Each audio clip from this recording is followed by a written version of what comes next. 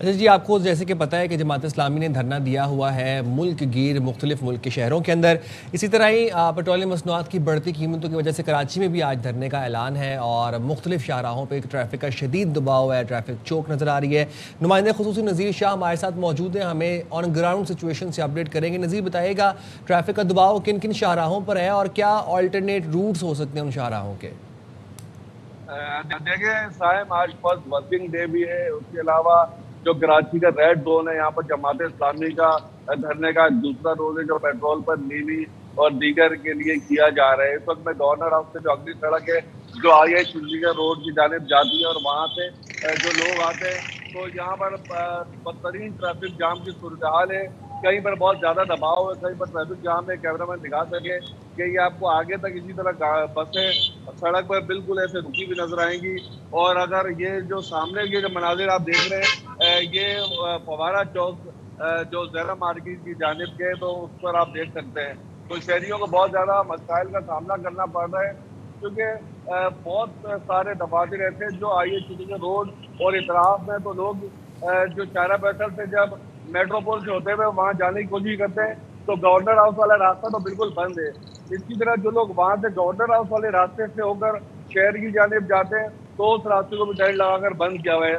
ले देकर ये एक रास्ता बचा है जिस पर मैं खड़ा हूँ, इस पर टू वे ट्रैफिक तो वैसे तो अलाउ है, लेकिन इस पर आपस में आमने सामने आ जाते हैं। तो सामने हम देख रहे हैं काफी देर तक ट्रैफिक जाम की सुलझा रही है। अब भी कैमरामैन दिखा सके, ये गाड़ियां आप देख सकते हैं और बसें लाइन से यहाँ पर खड़ी हुई हैं। तो ये बसें कोई पार्क नहीं है, ये बल्कि चल रही हैं। और यहाँ पर उनको आप देख सकते हैं, जो वर्कर है वो बसों से उतरकर फिर अपने दफातर जाते हैं। तो एक जानिब तो यहाँ बसों की लाइन लग गई है, दूसरी जानिब यहाँ से जो ट्रैफिक अपने दफातर या दीगर कामों पर जाने वाले लोग हैं, उनको काफी मुश्किलात का सामना करना पड़ रहा है। जी ठीक है, बहुत शुक्रिया नज़ीर शाह, आप हमें एडिट कर रहे हैं। हमारे साथ अमीर जमात इस्लामी कराची मुनम ज़फ़र साहब भी मौजूद हैं। हाँ, क्योंकि ज़ाहिर है जब ये तमाम तर धरने की सूरत हाल बनी तो हाफिज़ नईमुर रहमान साहब एक नुक्ते पर डट गए हैं। वो ये कहते हैं जी पेट्रोलियम प्राइस को आप 225 पर लेकर आएँ, और ये जो लेवी के नाम पर आप टैक्स ले रहे हैं, लेवी टैक्स जो ले रहे हैं, इसको उन्होंने जग्गा टैक्स करार दे दिया है। बाद में वो कहते हैं आवाम को कीड़े मकोड़े समझे या कॉकरोच, जब ये निकलेंगे तो फिर जो है ना रास्ता भी नहीं मिलेगा। मतलब वो हवाला दे रहे थे वफाकी हुकूमत के हवाले से। तो ज़रा बात कर लेते हैं, मनम ज़फ़र साहब हमारे साथ हैं। बिल्कुल जी, मनम ज़फ़र साहब हमारे साथ मौजूद हैं, अमीर जमात इस्लामी कराची हैं। मुनम साहब, बहुत शुक्रिया आपने प्रोग्राम के लिए वक्त निकाला। सबसे पहले तो आपके मुतालबात जानना चाहूँगा। आप लोगों की कोई गुफ्तगू हो रही है इस हवाले से, मुशावरत हो रही है आप लोगों के मुतालबात के ऊपर, और कब तक आप लोगों ने सोचा हुआ है कि धरना दे के बैठना है आपने मुख्तलिफ शहरों में? धरने का तो अभी आगाज़ हुआ है और पाकिस्तान के चारों सूबाई दारुल हुकूमतों में कल धरने का आगाज़ हुआ और आज धरने का दूसरा दिन है। हमारे मुतालबात बिल्कुल वाज़ेह हैं कि पेट्रोलियम मसनूआत की कीमतों में कमी की जाना चाहिए, और इसी तरह पेट्रोल लेवी के नाम पर जो जग्गा टैक्स, जो भत्ता टैक्स वसूल किया जा रहा है लोगों से, और 1 लीटर पे सिर्फ अगर पेट्रोलियम लेवी की बात की जाए तो 25% जो है वो, यानी 1 लीटर पे 25% वो है जो पेट्रोलियम लेवी के नाम पे वसूल किया जा रहा है।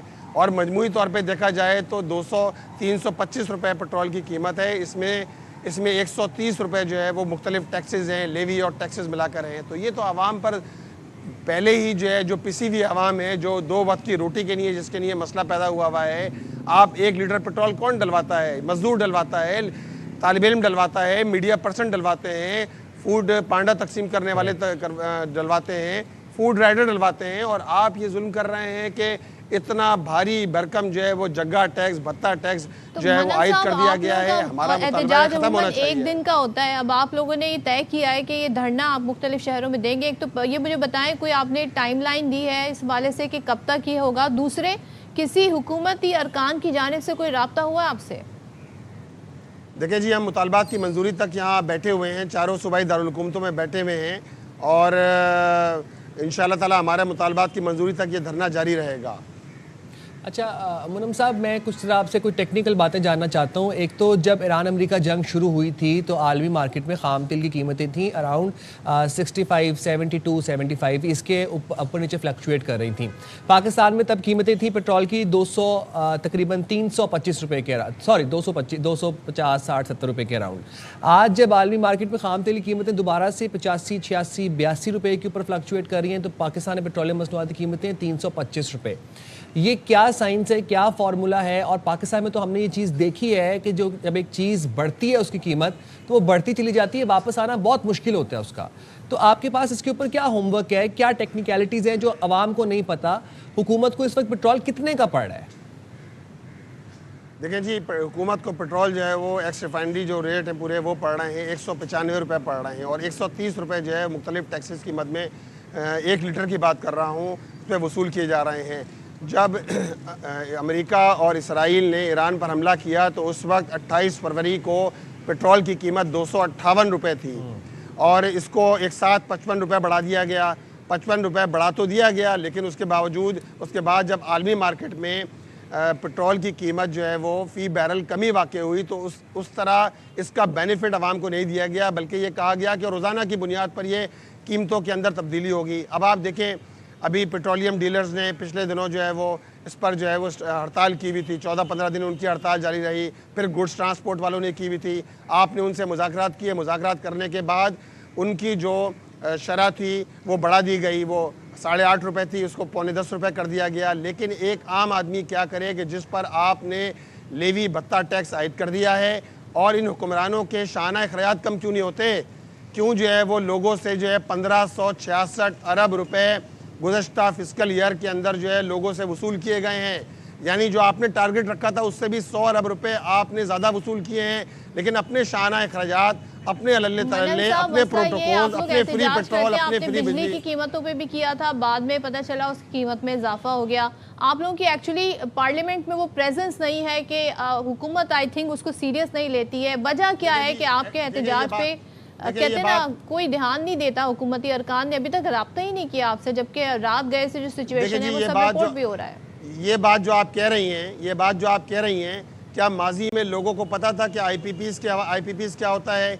ये तो जमात इस्लामी के धरने के ज़रिए पता चला कि वो आईपीपीज़ के जो बिजली जनरेट ही नहीं कर रही उनको उस चीज़ के पैसे दिए जा रहे हैं, ये तो पता ही नहीं था लोगों को। और 17 आईपीपीज़ से नेगोशिएट करने के बाद उनके मुआहदे ख़त्म किए गए हैं। अगर ये जमात इस्लामी का धरना नहीं होता तो इसी तरह मज़ीद जो है लोगों पे बोझ डाला जाता रहता। तो आईपीपीज़ का फॉरेंसिक ऑडिट होना चाहिए। हमारा एक मुतालबा ये भी है, इसी तरह महंगाई में कमी की जाना चाहिए। पेट्रोल की कीमतों में इजाफे से हर चीज़ महंगी होती है। अशियाए खुरोनोश की कीमतें रोज़ाना की बुनियाद पर अब कीमतें बढ़ रही हैं। जिस तरह डेली बेसिस पे आपने पेट्रोल के रेट मुकर्रर करना शुरू किए हैं, हर आदमी परेशान है। ये आप बिल्कुल सही बात कर रहे हैं मुनम साहब, आपकी इस बात से हम भी अग्री करते हैं कि पेट्रोलियम मसनूआत की कीमतें कम होनी चाहिए। अशिया खुरोनोश की कीमतें जो है वो आए रोज़ बढ़ रही हैं। लेकिन मुनम साहब, आप जिन लोगों के लिए एहतजाज कर रहे हैं उन लोगों के लिए परेशानियां भी आप लोग ही क्रिएट कर रहे हैं। एहतजाज असेंबली के बाहर भी हो सकता था, धरना किसी पार्क में भी हो सकता था। अभी हमारे नुमाइंदे हमें बता रहे थे कि ट्रैफिक की रवानी शदीद मुतासर है, शदीद दबाव है, चौक हो रही हैं शाहराहें, और फिर आप बता रहे हैं कि किसी हुकूमती अरकान ने राबता भी नहीं किया।